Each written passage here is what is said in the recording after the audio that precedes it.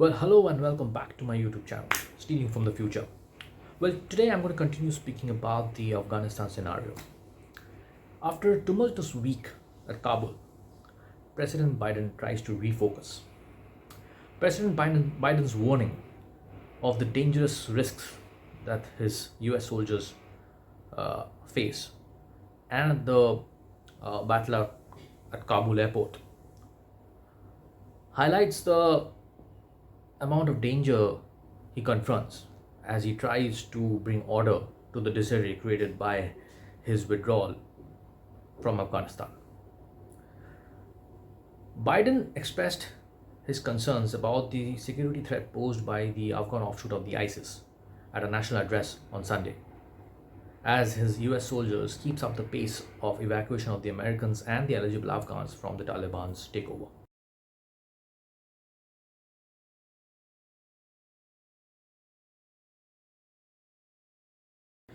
Any deterioration in the already tightened security environment would not only further heighten the risk, already high risk, but also would put immense pressure on the White House to manage the Afghan pullout. It would also demonstrate how events beyond Biden's control could exacerbate the domestic political fallout from the crisis. The situation that the president is facing is immense. The COVID 19 outbreak is outperforming the White House's efforts to contain it. So the president is facing pressure both at home and at abroad. And starting this week, the administration's political strategists will have to cope with the strong democratic divide of the House over the president's major domestic issues.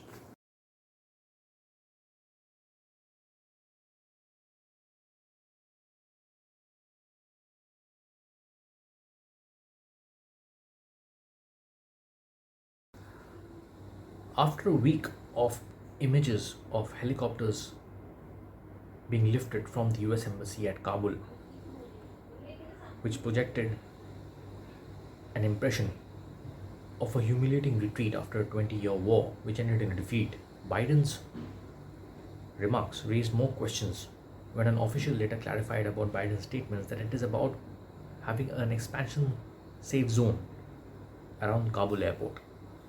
Now, this sent out a strong sense of a political reset.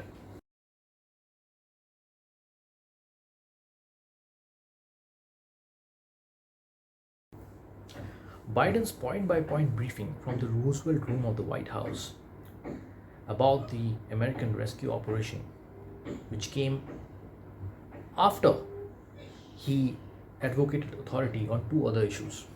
One was the floods in the northeast Tennessee, and the other was the devastating tropical storm Henry. He expressed concerns about the northeast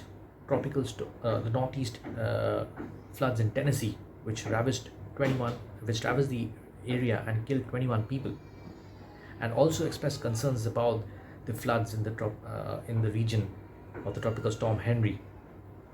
It seemed these two issues were really affecting, and the fact that the decision was to speak about these two issues before speaking about the Afghan fiasco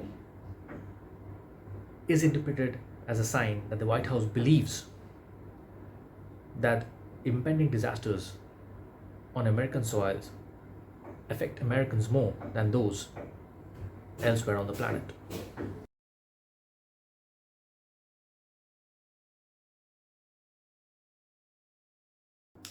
It seems that the events of late has eroded some of Biden's political popularity, but it also bolsters certain arguments that Biden's presidency is not entirely dependent on the events in Afghanistan.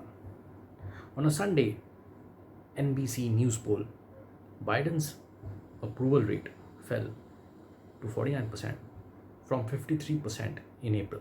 Still, it was more than ex President Donald Trump. However, only 25% approved of the way he handled the Afghan pullout. Meanwhile, according to a CBS News poll, 74% Americans believe that the retreat was bad or fairly bad.